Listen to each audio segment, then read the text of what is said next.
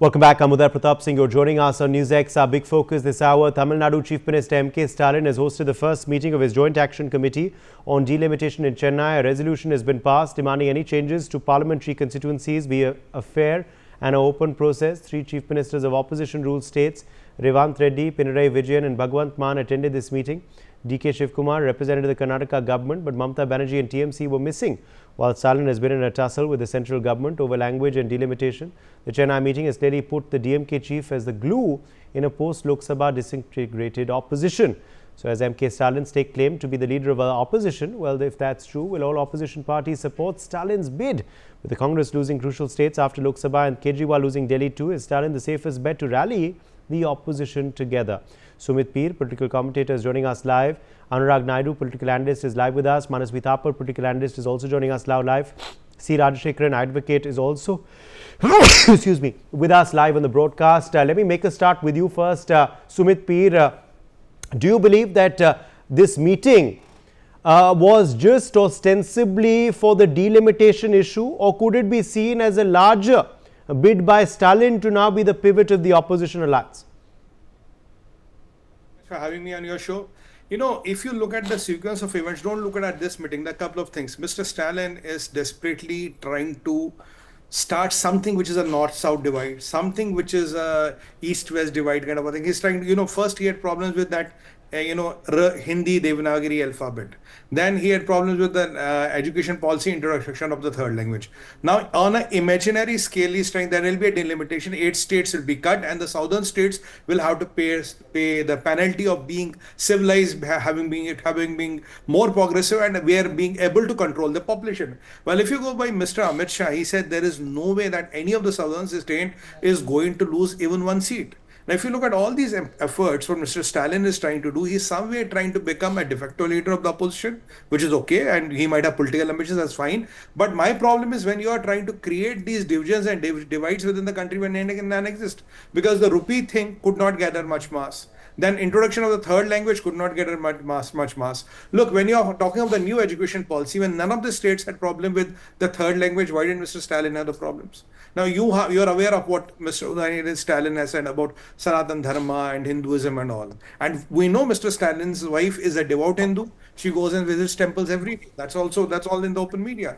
With all those things happening, it is an effort where you are trying to crop up an issue where none exists. When Mr. Amit Bhai Shah has categorically said not even one seat will be reduced, what is the point of this meeting? And if it's a north-south divide where you are alleging that the northern states were not progressive, they were not able to control their population, they are not doing well at all, and that is why the south has to pay the penalty of it. I don't understand what Mr. Bhagwant Mann is doing there. To best of my knowledge, Punjab is still in north. I mean, that is what the geography says. So you are somehow trying to get all the opposition together, trying to state an issue, trying to start an issue, trying to somehow create this north-south divide. You are looking for anything and everything which can become a national issue, and you can start a big movement around it, and you basically want to destabilize the India. Look, we have greatest respect for Tamil Nadu. Tamil culture is the second GDP contributing state of the India. But if you look at UP, even UP has come to number 3. It's a matter of time UP will take over Tamil Nadu, and it's a matter of time UP and Maharashtra will be competing. One is in west, one is in north. So let's not look at India if there be north, south, east, west. Let's look India as a one uniform factor. And when there's a categoric assurance by Mr. Amit Shah, not even one seat will be lost by any of the southern state, I don't understand what was the idea of this meeting. I don't know how does Mr. Stalin know what Amit Shah is going to do. And I don't even know where does Mr. Stalin get the number that the 8 seats are going to get reduced. This is absolutely shooting ducks in the air. You're trying to create a phobia. You're trying to create this north-south divide. And beyond that, I don't think there's anything. I'm very surprised to see that how is Congress walking into the trap after the debacle, after election, after election, after election. At least for Mr. Stalin, that is his brand of politics. That might hold him to power in Tamil Nadu. But Congress again doing these tactics. Does the Congress doesn't want to fight in north? Does it have? Congress has to then give up east. Congress has to then give up west. So I don't understand what is the Congress's idea, logic behind it. But that only Rahul Gandhi ji can explain best. But this is Congress shooting itself in the foot, and BJP has categorically said what they want to say. And now you're saying you want assurance from the Prime Minister. Even if the delimitation is rolled out, and then you find a problem, then your apprehensions might be right. You're counting the chickens before the eggs are hatched. That is what Mr. Stalin is doing. We understand your political compulsions and your political majburis, but let's not divide India. This is not the time to divide India. India should get together and look for a $10 trillion economy where everybody gains, including Tamil Nadu, Kashmir to Kanyakumari, whoever you are. You may be run by BJP, you may not be run by BJP, but let every Indian, every state of India gain. That is my point of submission on it today. Okay, let me quickly take that across to you as well for your perspective and of course view. See, Rajashekharan, what do you make of this meeting that transpired, of course, with MK Stalin heading it? The fact that Mamata Banerjee interestingly skipped it, the points that were on the agenda, and what the real intention of this is. Uday, good evening. Thanks for having me on your show. I totally agree with the gentleman who spoke earlier, Sumit Peer, but with one slight change. Wherever he had said Mr. Stalin, I put Amit Shah and Modi. It is Amit Shah and Modi who are dividing this country in the name of religion, in the name of majority, minority, in the name of language, in the name of caste, in the name of new education policy, in the name of delimitation, in the name of whatever you say. It is Amit Shah and Modi to be accused of all the allegations which he had said. My humble submission, I have nothing against Mr. Amit Shah and Mr. Modi personally. But who is doing what? People of India are not so backward to not understand their agenda. They want to win elections after elections. They want to create some kind of unstable situation throughout the country. And you keep on blaming Tamil Nadu, keep on accusing Tamil Nadu, attacking Tamil Nadu, and you say you don't give any funds with regard to the state requirement. If you ask for funds, you say you have to accept the NEP. If you ask for funds for the natural calamities, you say you have to accept the 3-language policy. When we ask for funds for the state development, you say whatever the center imposes, you have to agree. I mean, all this is Big Brother attitude. And you cannot threaten with gunpoint by saying that you have to accept. These kind of dictatorship doesn't work in a people's democracy. We are in a democratic country and the people are the bosses. And every 5 years we are, of course, they have won the election for so many things in between have happened during elections, during the results, all this. Okay, they have won the elections, they have the mandate, but don't think lifelong they are going to live for 1,000 years or 100 years. Everything has a time to get finished or changed. See, change only is inevitable. So you cannot keep on imposing, threatening, and keep on saying that instigating and humiliating Tamil Nadu and say, no, Stalin, say, I'm not a spokesperson of DMK. But I want to say one point very clearly, that whatever Tamil Nadu does in the interest of the state, the people of Tamil Nadu will stand by whoever is at helm of affairs, whoever it may be, any party. But the interest of the people and the state should be the priority for the rulers, for the people who govern us. So Stalin understands the pulse of the people.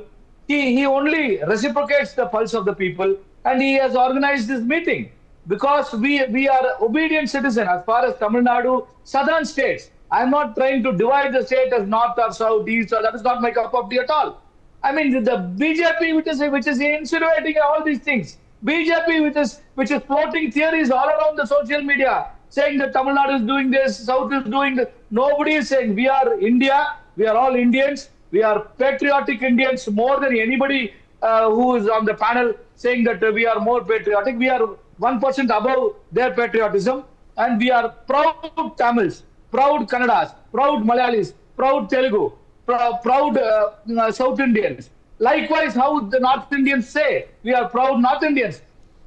Everybody has their own right to raise their opinion with regard to the state. So no wrong in it. But going by that yardstick, You keep on saying that they are trying to divide this country. Nobody can divide the country. Nobody is interested in divide the country. But people of Tamil Nadu will stand by whatever the Chief Minister of Tamil Nadu takes decisions in the interest of the state. We have been a law-abiding citizen, obedient citizen, following the population control policy. And you compare to any state, Tamil Nadu, going by the index of whatever statistics available, Yes.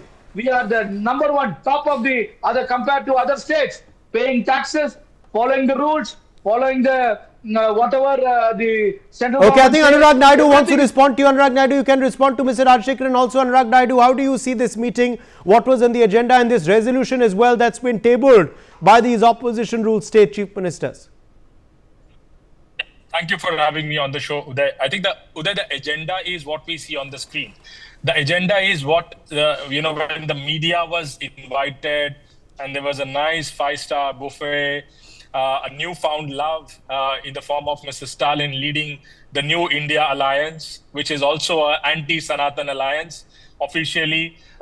One of the other things that struck my eyes is the newfound love and friendship between the BRS and Congress, which of course BJP has been always telling in Telangana that they are in collision. Now you see both Mr. Revanth Reddy and the KTR coming together, romancing on this subject and supporting them. So they are on the same page. And it's good to see that they're trying to set up an agenda which will never fly because, the way you have to deal with, I come from South India. And if you go by the standard formula of delimitation, yes, on the face of it, you will see some of the North Indian states gaining far more number of seats than the South Indian states. And purely, it has a direct relation to the population control measures that were, implemented some years back. Yes, that is a situation we live in. But how do you, voice up your opinion? How do you voice up your concerns? Is in the floor of the parliament,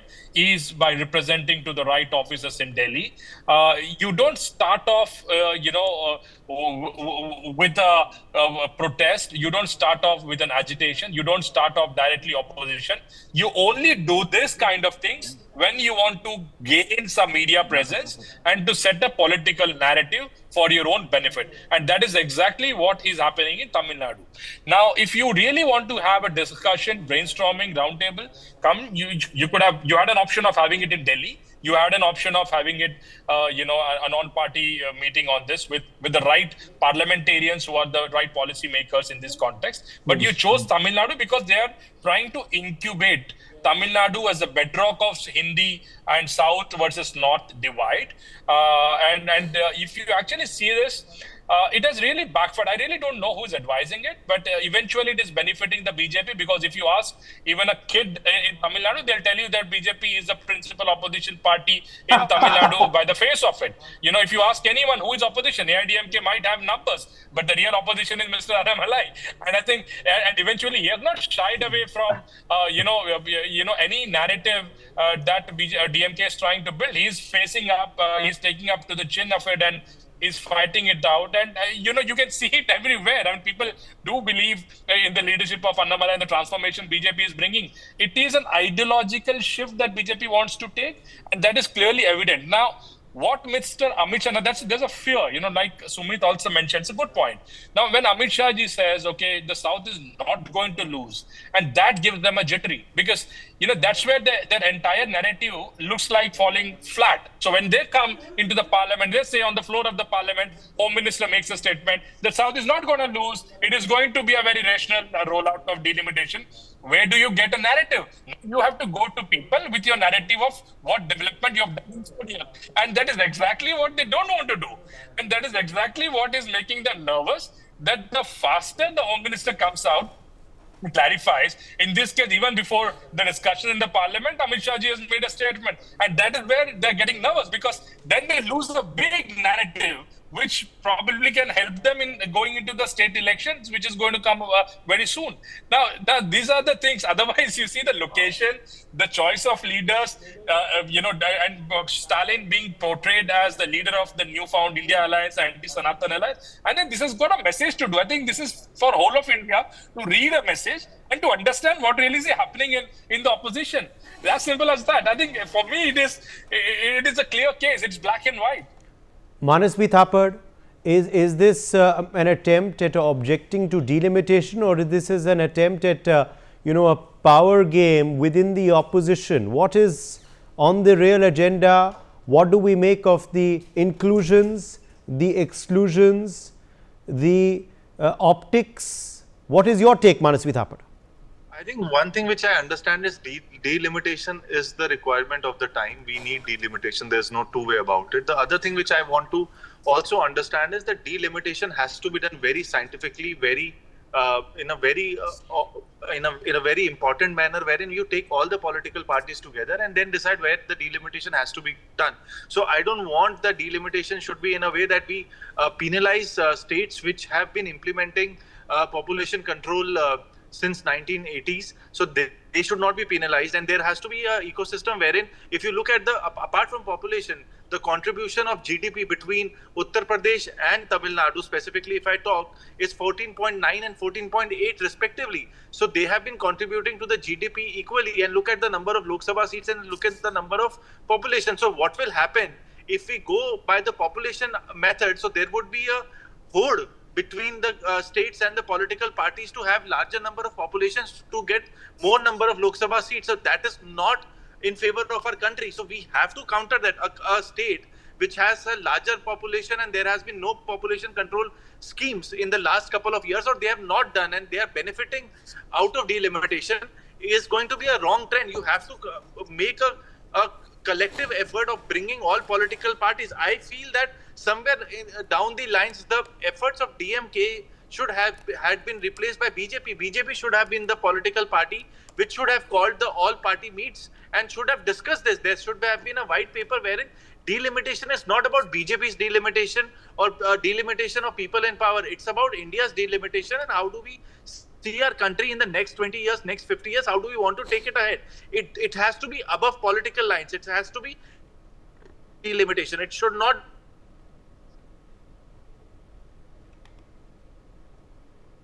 Okay, I think we've just lost Manasvi there. He's frozen, it seems. But let me quickly... okay, Manasvi is back with us. Yes, Manasvi, go ahead. A statement of Home Minister is not solving the purpose. Because what we need is a all-party meet on delimitation, that how do we have a nationalistic delimitation wherein all political parties are together. There are going to be counter statements. There are going to be statements from the government, and we have to discuss in totality. I fail to understand why such a mega task. Delimitation is not a immediate or a very easy task. Such a mega task has been taken so loosely by government of India. To work with opposition does not mean that people are anti-nationalists or anti-Sanatan. It's about how do we take our country forward. Are we for that in the statement of moving forward in our country? No. The attitude, the narrative. Yes. Okay, Mr. Rajshekharan, come in here. Mr. Rajshekharan, come in here. At the end of the day, are the fears, unfounded? Are the fears genuine? Is this for mere politics? Is this a north and south divide? That's what Sumit Peer is alleging. Or is it a genuine fear at, the say in parliament being robbed because certain parties are weak in the state? Uday, see, the BJP has achieved what they wanted. Whatever they planned, example for Delhi, they had planned so many things and they executed in the right manner and they managed to win the elections. But unfortunately, Tamil Nadu will never allow BJP to set their foot in our state, because either it can be DMK or ADMK or some other party. BJP is not welcomed at all by the people. I may like BJP personally, but the BJP attitude and behavior and their past track record clearly established. Because you remember late Jayalalitha used to say, it is Modi or lady. And it was lady, 40 seats she won, complete, 40 MPs when she was alive. Now later, Kalanger. Today it is MK Stalin. So the pulse of the people is not in favor of BJP.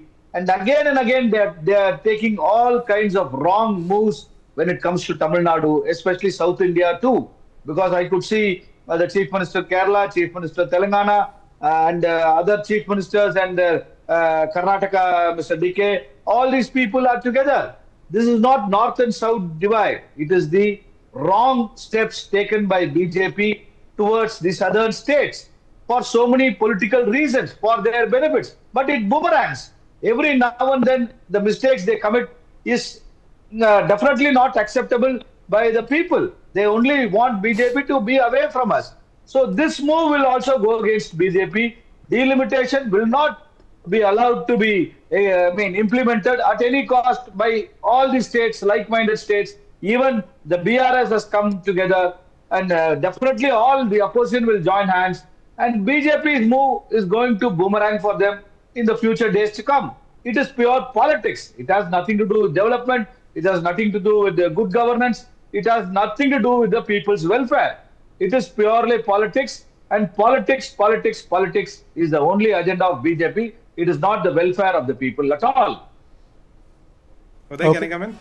Okay. Yes, Sumit.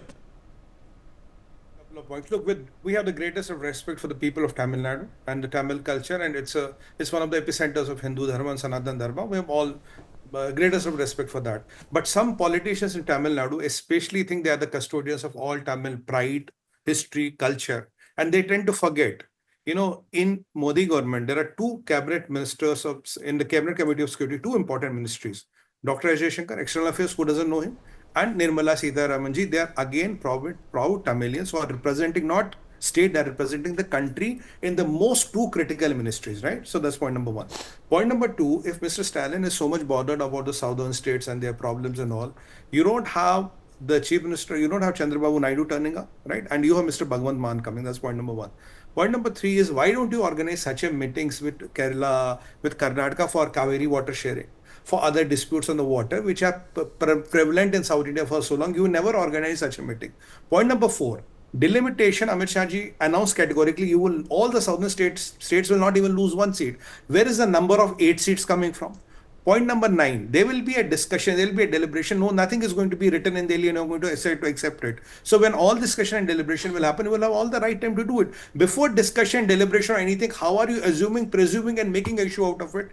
Now, another point I want to make, when he talks of the national education policy, look, national education policy was given to all the states in India. The third language provision for all the states in India. Why does Mr. M.K. Stalin only have a problem? Because the DMK politics is always on that division. You have to create some kind of a division. Aryan, Dravidian, some kind of a division you have to create and say, look, we are the custodians of the interest.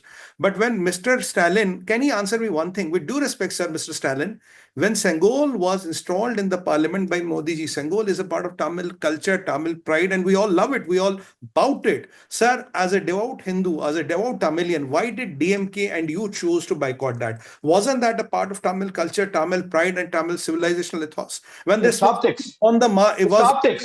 And it is only for optics. No, nothing to do with Tamil Nadu or Tamil pride. Look, you can't pick on sides. When it was done, when Modi ji did it, you got to do it. When you no, that is all lip service and optics. It is just Tamilian Isn't Annamalaya ji? Isn't Annamalaya? Annamalai is we see him as a joker. That's all. We see Annamalai, an SP rank police guy, as a joker. Nobody sees Annamalai as a serious politician. And Mr. Annamalai is just a SP rank policeman trying to show his arrogance to the people of Tamil Nadu. Annamalai is an arrogant policeman. That's all. We don't see him as a politician. Tamil Nadu. Why Narayan Murthy doesn't represent Tamil Nadu? When Mr. Stalin doesn't represent Tamil Nadu, why does Annamalaya not represent Tamil Nadu? What is wrong? Annamalai is a policeman. He is not a politician. He doesn't Tamil Nadu. He doesn't represent Tamil Nadu. A police guy, the arrogance of Annamalai can give nothing to Tamil Nadu. What about the deputy head of BJP? He was last time with me. He is a respected politician for last 40 years. On this debate, we've run completely out of time. My thanks to both of you for being with us on this discussion.